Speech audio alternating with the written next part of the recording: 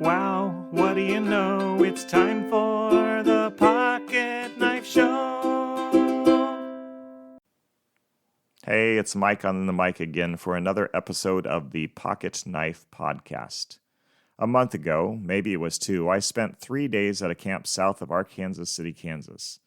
I was the speaker for SCAMP, that's seniors camp for those 50 and older, and I enjoyed great fellowship and loads of fun with the people who were there. One night I played a bunch of my more ridiculous songs as most of the campers sat around the fire pit laughing. On Wednesday afternoon, I watched as mostly 70-plus-year-old ladies took turns gliding above the ground on the camp's zip line. I have video evidence of my mom's and mother-in-law's bravery. They both zipped along the cable multiple times. During meetings, this group of seasoned saints worshiped enthusiastically. They listened intently as I spoke about waiting on God for fullness of life, for guidance, for renewal, for vindication. Their words of encouragement were a blessing to me. I could tell these folks wanted more than anything to follow Jesus obediently.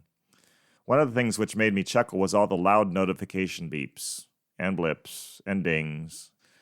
Whether we were in the dining hall or the chapel, their smartphones were informing them of incoming texts, emails, and Facebook posts.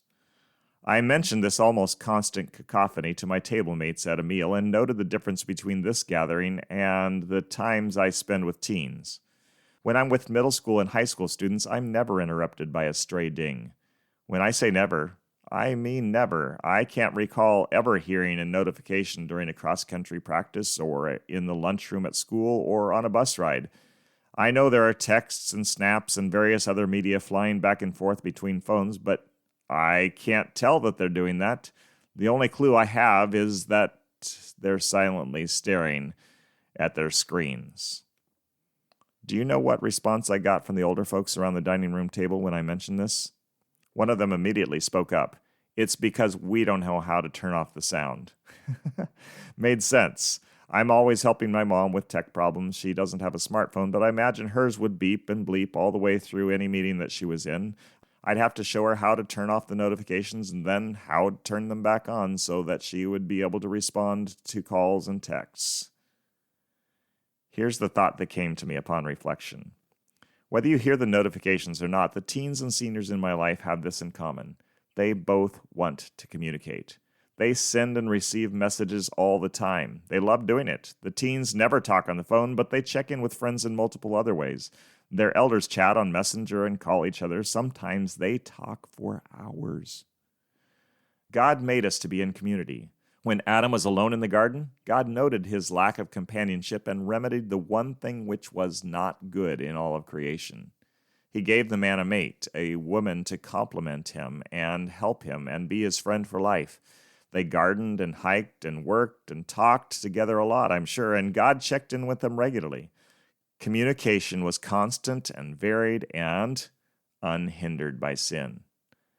How I wish things were still as perfect. We can hear from God, but sometimes we turn him off.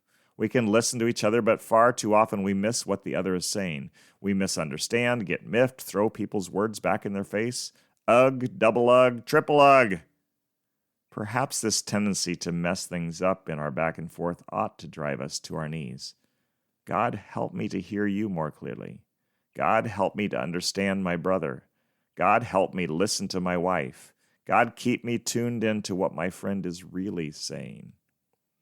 The devil would love nothing more than to tear our relationships apart. He wants destruction rather than encouragement. He wants anger rather than peace. He wants distrust rather than confidence. Let's not give the devil what he wants. Let's be faithful to God, focusing on what he says in his word and through his spirit, and let's be faithful to one another, paying attention to all that's said and what's not said, leaning on God for wisdom in our responses to each other. Patience and kindness will result in greater understanding.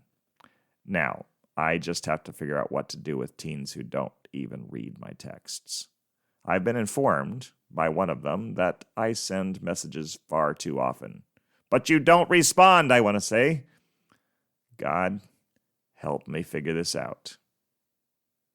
Oh no, it's sad, I know we've come to the end of you next time.